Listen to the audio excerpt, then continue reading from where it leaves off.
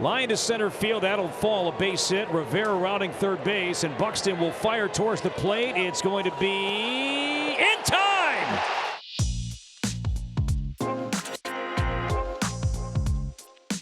From MLB.com, this is the Morning Lineup Podcast.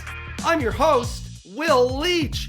Today is Friday, May 9th, and I come to you with the assignment of simply telling you everything you need to know about baseball and doing it all in under 10 minutes. Also, we got a new Pope! And according to an interview by WGN with the new Pope's brother, he's a White Sox fan. There is no way that the new Pope doesn't have a Paul Konerko jersey somewhere in his closet. There's no question about it. Soto to the plate. That's in the air to the gap in left center field. Mullins on the run. Can't get there. That's off the wall, and it'll take the Twins on top. Bader is in. Here comes Buxton. The throw's cut off. A two-run double from Brooks Lee. So, what are we going to do with these Baltimore Orioles? It wasn't long ago that this was the most exciting young team in all of baseball. Packed with young hitting stars, a deep and endlessly replenishing farm system, and a long-suffering fan base that rejoiced in, at last, having a team that was deliriously fun to cheer for.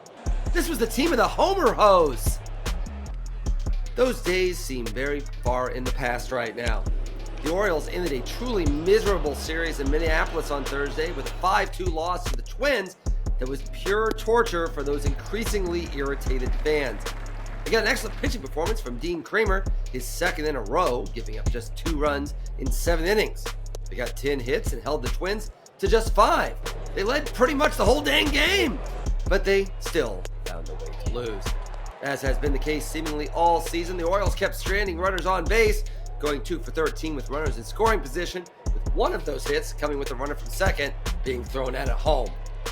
And when the Twins scored 3 runs in the bottom of the 8th, taking the lead on a 2-run double from Brooks Lee, this thing was over. The Orioles had lost again. Manager Brandon Hyde he's got some feelings. Some of these guys got to, it's the big leagues, and you got to be able to make some contact in certain situations. And, we squandered a lot of scoring opportunities by just not moving the baseball with runners on base. How bad is it for the Orioles? Well, they're in last place. They've lost 5 in a row. They've fallen to 10 games under 500 for the first time since June 2022, which was just a few weeks after Adley Rutschman made his MLB debut and seemingly turned this franchise around. And remember, this is after 2 straight years of being swept out of the playoffs. The Orioles were supposed to have broken through by now. The Orioles were supposed to be the future. Their fans have, rather understandably, run out of patience. Can the Orioles turn this around? And the big question, what happens if they don't? Michael hits it into deep center field. Robert on the run. He won't get there. Off the wall, and now it bounces away from him. And the Royals get 2 more for a 4-0 lead. So the Orioles aren't having much fun, but you know who is having a lot of fun? The team that swept them out of the playoffs last year.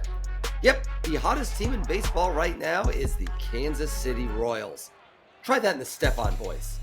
On Thursday, Chris Bubic threw 7 shutout innings, and Bobby Witt Jr. had a very Bobby Witt Jr. day, going 4 for 5 with 2 RBIs and 2 stolen bases, as the Royals won their 6th in a row by cruising past the White Sox 10-0.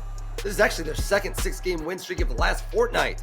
The morning of April 20th, the Royals were 8-14 and coming off a 6-game losing streak. Since then, they're 15-2, the best record in baseball. Yeah, it's just what we know what we can do. It's not, I don't feel like it's a role, it's just who we're playing as baseball. We're playing our Royals baseball, and that's just how it's going to be. All this winning has the Royals only a game and a half out of first place in the AL Central. It's actually the only bummer for Kansas City. Everyone else in the division keeps winning too. There are 4 teams in the AL in the midst of multi-game winning streaks right now. Guardians, they've won 2 in a row. Tigers have won 4 in a row. And the Twins, well, they've won 5 in a row. Basically, everybody but the White Sox. Yeah, the White Sox have lost 4 in a row. Sorry, new Pope. After the break, if you saw a sad man walking with his head down across the Andy Warhol Bridge away from PNC Park yesterday, that might have been Derek Shelton. Derek Shelton lost 101 games in his first full season as manager of the Pirates and 100 games in his second full season. And while it got a little better after that, it didn't get much better. It didn't get enough better, at least to help avoid him being fired by the Pirates on Thursday in his 6th season as their manager. The Pirates are 12-26 right now and have lost 7 in a row.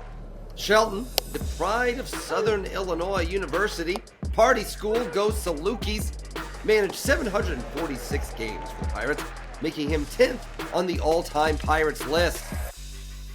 He'll be replaced on an interim basis, though really, aren't we all on an interim basis? Well, other than the Pope, I guess. By bench coach Don Kelly, who actually played for the Pirates way back in 2007. Good luck, Don.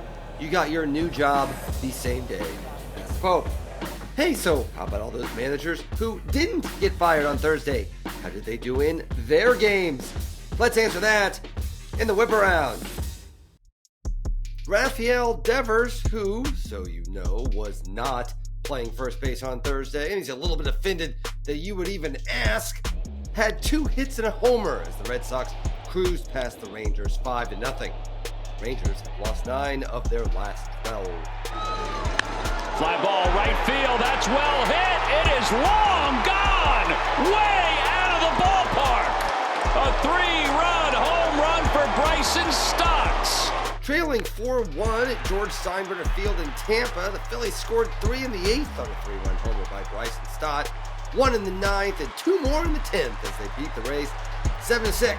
Kyle Schwarber got on base again for the 43rd straight game, which means he's more than halfway to Ted Williams' record of 84 games set in 1949. So you're saying there's a chance.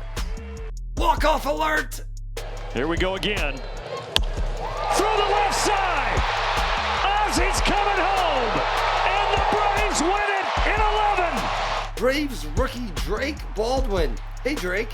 Had a 2-out single in the bottom of the 10th to give the Braves a 5-4 win over the Reds. The Braves are back to within 1 game of 500. With the loss, that's exactly where the Reds are right now as well. Moreno the other way. It backs up Baez. Still backing up. And it's gone. It's a Gabby grand slam. It took Gabriel Moreno a little while to get his first homer of the year, but the wait was well worth it. He had a grand slam off Yoshinobu Yamamoto, the first slam Yamamoto has given up in his MLB career, to help the Diamondbacks to a 5-3 win over the Dodgers. Brandon Pott was fantastic for the Diamondbacks, throwing 6 1/3 scoreless innings. Vladimir Guerrero Jr. went 3 for 4, and Dalton Varsho homered and also went 3 for 4, as the Blue Jays beat the Angels 8-5 to salvage the finale of their 3-game set. It ended the Jays' 4-game losing streak, and you know, even with their recent struggles, the Jays are still in 3rd place in the AL East, and only 4 games behind the Yankees. If you are a Rockies fan who bought tickets for their doubleheader against the Tigers Coors Field on Thursday, delighted to have the opportunity to revel in this beautiful game of baseball for a good 6+ hours of your life, well, I suppose there are worse things than just chilling outside in Denver all afternoon, I guess. The Tigers didn't just win both games, they essentially eradicated the Rockies, winning the first game 10-2, the second game 11-1. And in sad news, Chet Lemon, a member of the 1984 World Series champion Detroit Tigers, died in his home on Thursday. He made 3 All-Star teams, led the league in doubles in 1979, and totaled 1,875 hits for his career. He was 70 years old. That's all for today's Morning Lineup Podcast. Thank you for listening. Please be sure to give us a rating and review and tell everyone you know about this podcast. Anthony Castrovents will be with you on Monday morning. Have a great weekend. If you'll forgive me this quick indulgence, go freaking Knicks. Bing bong, baby.